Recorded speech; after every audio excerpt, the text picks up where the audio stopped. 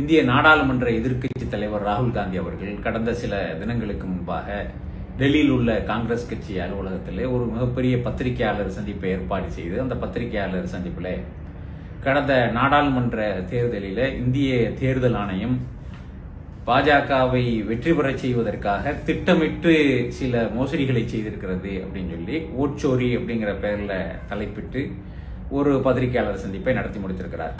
அந்த பத்திரிகையாளர் சந்திப்பு முடிந்தவுடனே அவங்க வச்ச குற்றச்சாட்டு என்ன அப்படின்னு கேட்டா, பெங்களூர் சென்ட்ரல் அப்படிங்கிற ஒரு நாடாளுமன்ற தொகுதியை தேர்வு செஞ்சு அந்த தொகுதியில் இருக்கக்கூடிய ஒரு சட்டமன்ற தொகுதியை சாம்பிளுக்கு தேர்வு செஞ்சு அந்த தொகுதியில் உள்ள டேட்டாவை மட்டும் கேட்டிருக்காங்க தேர்தல் ஆணையத்திட்ட. அப்போ கூட இதுக்கு முன்னால தேர்தல் ஆணையர் அந்த ராஜீவ் குமார் அந்த நேரத்தில் ஒரு பத்திரிகையாளர் சந்திப்பை ஏற்பாடு செஞ்சு அதில் சொன்னாங்க, நான் இன்னைக்கு டேட்டா வாங்கி என்ன செய்ய போறீங்க, நீங்க ஒரு நாளைக்கு 8 மணி நேரம் வீதமா வேலை செஞ்சு நாங்க ஒட்டுமொத்த டேட்டாவையும் கொடுத்தாலும் நீங்க 3600 வருஷம் வேலை செய்யற மாதிரி இருக்கு அப்படின்னு சொல்லிட்டு அவர் அதுக்கு ஒரு நக்கலா கிண்டலும் கேலியுமாக ஒரு பதில் சொன்னார். ஆனா அவங்க அந்த தொகுதியில் உள்ள டேட்டாவை வாங்கி அந்த டேட்டாவை எல்லாம் ஆய்வு செஞ்சிருக்காங்க. ஆய்வு செய்ததில் அவர்கள் எப்படி முடிவுக்கு வந்திருக்காங்க அப்படின்னா, அந்த ஒரு சட்டமன்ற தொகுதிக்குள் மட்டும் ஏறத்தாழ 1 லட்சத்திற்கும் அதிகமான போலி வாக்காளர்கள் சேர்க்கப்பட்டிருக்கிறாங்க. ஒரே முகவரியில 80 பேர், ஒரு பெட்ரூம் ஹவுஸுகளை வீட்டுல 80 வாக்காளர்களுக்கு அதான் முகவரியா இருக்கு. சிலருக்கு தாப்பனார் பேரு ABCDEFGZ அப்படின்னு எழுதியிருக்கு, இப்படி இருக்கு. சிலருக்கு வீட்டு முகவரியில 0 எழுதப்பட்டிருக்கு. இப்படி எல்லாம் நிறைய வாக்காளர்கள் புதிய வாக்காளர்களை சேர்க்க வேண்டிய 18 வயசு ஆகி இப்பதான் முதல்ல புது வாக்காளர்களா சேர்றவங்க பயன்படுத்த வேண்டிய படிவத்தை அந்த ஃபார்மை பயன்படுத்தி 70 வயசுக்கு மேற்பட்ட ஒரு பெண் ஒருத்தவங்க அந்த வருஷம் தான் புது வாக்காளர்களாக தன்னை இணைச்சதாக அதுல காட்டப்பட்டது. அந்த படிவத்தில் சேரக்கூடாது, அப்படி எப்படி சேர்த்தீங்க? இப்படி எல்லாம் பல்வேறு வகைகளில ஏராளமான வாக்காளர்கள் போலியாக சேர்க்கப்பட்டு அதன் வழியாகத்தான் பிஜேபி நாடாளுமன்ற தேர்தலில், அதுவும் இப்ப தனி மெஜாரிட்டியில கூட வரல, இந்த வெற்றி கூட அடைந்திருக்கிறது அப்படின்னு சொல்லிட்டு ஒரு மிகப்பெரிய குற்றச்சாட்டை முன்வைத்திருக்கிறார். இந்த குற்றச்சாட்டு வந்த உடனே எல்லா இடமும் இந்த குற்றச்சாட்டு பேசப்பட்டது. இப்ப உடனே தேர்தல் ஆணையம் என்ன சொன்னாங்க அப்படின்னா, நீங்க இதை எழுதி ஒரு பிரமாண பத்திரத்தில் அபிடேவிட்ல எழுதி கையெழுத்து போட்டு எங்கள்கிட்ட கொடுங்க, நான் பாத்துக்கிறேன், அபிடேவிட் தாக்கல் செய்யுங்க அப்படின்னு சொல்லிட்டு சொன்னாங்க. இப்ப அவரு ஒரு பொதுவெளியில் அவர் எதிர்கட்சி தலைவர், ஒரு பொறுப்பான கட்சியினுடைய மூத்த தலைவர்களில் ஒருவர். அவர் ஒரு குற்றச்சாட்டை முன்வைக்கிறாரு அப்படின்னு சொல்லி சொன்னா அவர் வச்சிருக்கிற குற்றச்சாட்டு சரிதான், சரி பண்ணிக்கிறோம் சொல்லுங்க, இது ஒரு வகை. இல்ல அப்படின்னு சொல்லி சொன்னா அவர் வைக்கக்கூடிய குற்றச்சாட்டு பொய்யானது, இந்த அறிக்கை எங்கள்கிட்ட சரியான ஆதாரங்கள், இந்த வகையில் அவர் தப்பான முறையில மக்களை வழி நடத்துறாரு, இந்த டேட்டாக்கள் எல்லாம் இப்படி அவர் வெளியே வச்சிருக்கிற டேட்டா உங்கள்கிட்ட வாங்கின தரவுகளை அவர் காட்டியிருக்காரு மக்கள்கிட்ட.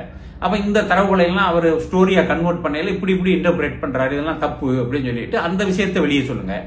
இது ரெண்டும் இல்லாம ஒரு பொது வெளிக்கு ஒரு செய்தி சென்றதற்கு பிறகு நீங்க வாங்க திருப்பி ஒரு ரூம்ல உட்கார்ந்து பேசுவோம் அப்படின்னு சொல்லி சொன்னா அது உங்க மேல வைக்கப்பட்டிருக்கக்கூடிய குற்றச்சாட்டையே எந்த வகையில இல்லைடாக்கும். அப்ப இந்த ஒரு பேசிக் அறிவு கூட அவங்களுக்கு இல்லையா அப்படின்னு கேட்கக்கூடிய அளவுக்கு தான் அவங்களுடைய ரியாக்ஷன் இதுல இருக்கு. அப்ப இதுல இருந்து நமக்கு என்ன புலப்படுது அப்படின்னு கேட்டா, வசமா சிக்கிக்கிட்டாங்க, தப்பிக்க வழி இல்லாம எழுதி கழுத்து போட்டு கொடு, அப்பதான் நாங்க தண்டிப்போம் சொல்றாங்க. ஏன்னா அவங்க ஏன் பத்திரிகையாளர் சந்திப்பை நடத்திருக்காங்க அப்படின்னு கேட்டா, மூத்த சட்ட நிபுணர் கபில் சிபில் அவருடைய சொந்த யூடியூப் நிகழ்ச்சியில அவர் சொல்லும்போது என்ன சொல்றாரு அப்படின்னு கேட்டா, ஒரு சட்ட விதியின் அடிப்படையில தேர்தல் ஆணையமே அவங்களுக்கு ஏற்பாடு செஞ்சிருக்கக்கூடிய அவங்களுடைய ஊன் பைலா அடிப்படையிலேயே இந்த மாதிரி உள்ள விஷயங்களை எல்லாம் தேர்தல் ஆணையத்திற்கு யாரும் கோர்ட்டுக்கெல்லாம் தேர்தல் ஆணையத்தை கொண்டு போக முடியாது அப்படின்னு சொல்லிட்டு சொல்றாரு. அப்ப இதுதான் உண்மை அப்படின்னு சொல்லி சொன்னா மக்கள்கிட்ட தானே அவங்க நாடணும், உங்களை சட்டப்படி ஒண்ணுமே செய்ய முடியாது, அந்த அளவுக்கான பாதுகாப்பை நீங்களே உங்களுக்கு ஏற்படுத்தி வச்சிருக்கிறீங்கன்னு சொல்லும் போது இது அவர் பொதுமக்களிடம் அந்த கருத்தை வச்சுட்டார். அப்ப நீங்க இதை உங்களை கிளியர் பண்றத பொதுமக்கள்கிட்ட தான் கிளியர் பண்ணணும். இது ஒரு செய்தி. இப்ப ராகுல் காந்தி இந்த செய்தியை இது ஒரு பெரிய ஊழல் நடந்திருக்கிறது, ஒரு பெரிய திருட்டு நடந்திருக்கிறதுங்கிறத மக்கள் முன்னால் வைக்கிறார். இப்ப இதுவே ரொம்ப லேட்டு. ஏன் அப்படின்னா, ஏற்கனவே தேர்தல் ஆணையம் ஆளும் கட்சியினால் கைப்பற்றப்பட்டுருச்சு அப்படிங்கிறதுக்கான சம்பவங்கள்லாம் ஏற்கனவே நடந்து முடிஞ்சு, பெரிய சம்பவங்கள். அந்த சம்பவங்கள் எல்லாம் ஒண்ணு என்ன அப்படின்னு கேட்டா, தேர்தல் ஆணையரை, இந்திய தலைமை தேர்தல் ஆணையரை எப்படி தேர்வு செய்வாங்க அப்படின்னு சொல்லி சொன்னா, பிரதமர், எதிர்கட்சி தலைவர், இந்திய சுப்ரீம் கோர்ட்டினுடைய chief justice CJ of India, தலைமை நீதிபதி, சுப்ரீம் கோர்ட்டினுடைய தலைமை நீதிபதி, இவங்க தான் தேர்வு செய்வாங்க. ஆனா அதை இப்ப பிஜேபி அரசாங்கம் வந்த உடனே எப்படி மாத்தினாங்க அப்படின்னு சொல்லி சொன்னா, பிரதமர் பிரதமருக்கு நியமிக்கக்கூடிய இன்னொரு மத்திய அமைச்சர் எதிர்கட்சி தலைவர். அப்படின்னா 2 பேரும் அவங்களாயிருச்சு. அவங்க வேண்டிய ஆளை, விரும்பின ஆளை அந்த பதவிக்கு போட்டுக்குருவாங்க அப்படிங்கறதான் இதன் வழியாக அவங்க சொல்ல வந்தது. அப்ப இது நடந்த உடனே குந்தளித்து எழுந்து இது எல்லா வகையான ஊழல்களுக்கும் வழிவகுக்கும் சொல்லி இது கிராமங்கள் வரை எடுத்து செல்லப்பட்டிருக்கணும். காங்கிரஸ் கட்சி தான் இந்தியாவினுடைய பிரதான எதிர்கட்சி, சுதந்திரத்துக்காக போராடின கட்சி. இதை மக்கள்கிட்ட கொண்டு போயிருக்கணும், கடுமையான முறையில் மக்களிடம் கொண்டு சென்று இருக்க வேண்டும். ஆனால் அவங்க அதை பெருசா ஒன்றும் கண்டுக்கல, சும்மா பேசினாங்க, மீடியாவில் இது பண்ணிட்டாங்க, விட்டுட்டாங்க. இப்ப இந்த பாராளுமன்ற தேர்தல் நடக்கிறதுக்கு முன்னால அந்த தேர்தல் அதிகாரிய, தலைமை தேர்தல் அதிகாரி இருந்தவர் அருண் கோயல் வந்து தேர்தல் இந்த பாராளுமன்ற தேர்தல் நடப்பதற்கு இவ்வளவு பெரிய ஈவெண்ட், ஒரு பெரிய உலக நாடுகள்ல தேர்தல் திருவிழா அப்படின்னு சொல்லக்கூடிய அளவுக்கு 140 கோடி மக்கள் பங்கேற்கக்கூடிய ஒரு தேர்தல்.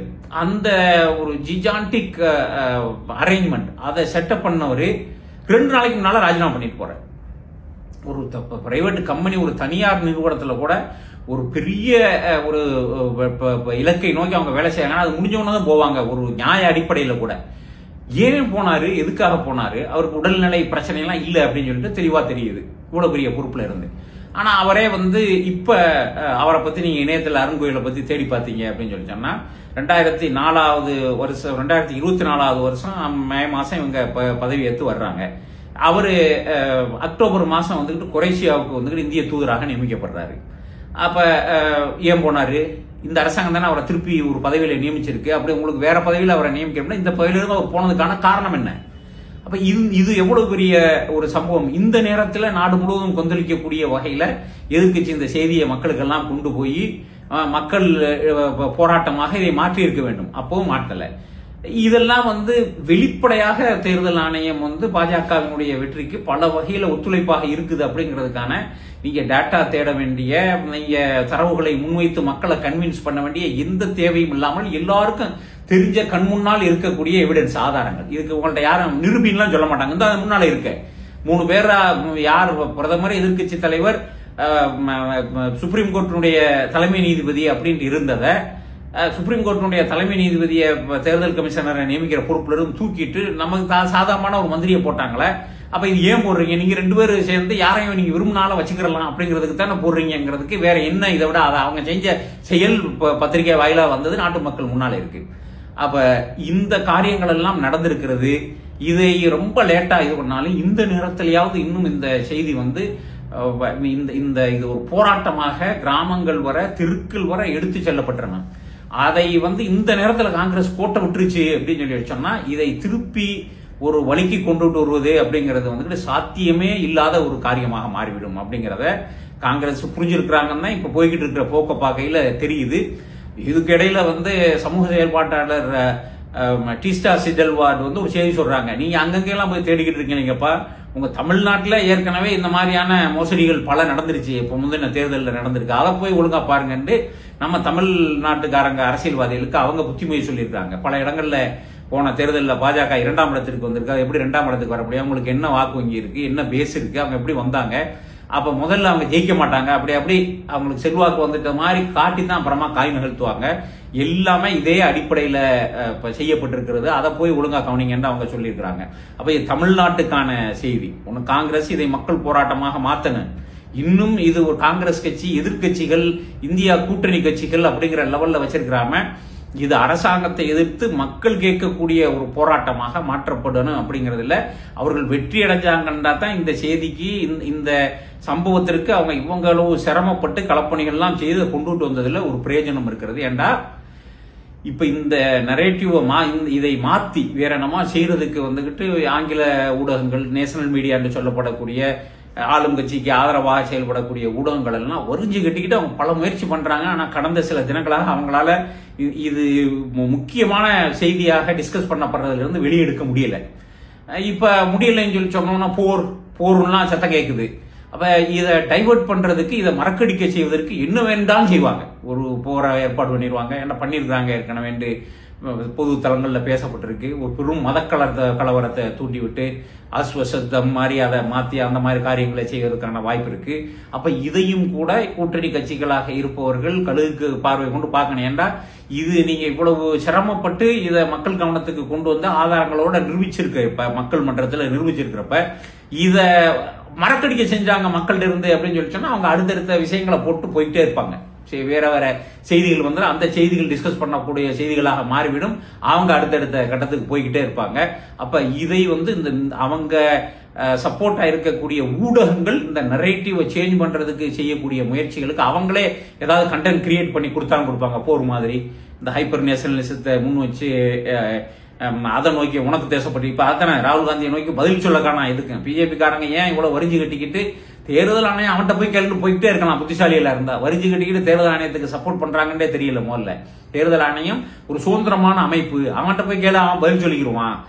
அவங்களுக்கும் உங்களுக்கும் உள்ள பிரச்சனை நீ கேளுங்க, நாங்களும் உங்களோட சேர்ந்து கேட்கிறோம்ட்டு ஒரு பேச்சுக்கு சொன்னா கூட ஒண்ணும் இல்லாம புஸ்வானமா போயிடும். ஏன் வரிஞ்சு கட்டிக்கிட்டு முட்டாள்கள் செய்யக்கூடிய குற்றம் செஞ்சவன் செய்யக்கூடிய காரியம் ஏன் வரைஞ்சு கட்டிக்கிட்டு தேர்தல் ஆணையத்துக்கு சப்போர்ட்டா ஆதரவாக அவர்கள் வந்து பேச வேண்டும்ங்கிறப்ப இது எல்லா வகையிலையும் இந்த மாதிரி உள்ள தேர்தல் மோசடிகள் நடந்திருக்கிறது என்று தெரிஞ்சிருச்சு. இவ்வளவு காலமா எதிர்கட்சிகளும் கூட வந்து மின்னணு வாக்குப்பதிவு இயந்திரத்துல பிரச்சனை அப்படின்னு சொன்னா அது மிஷின்.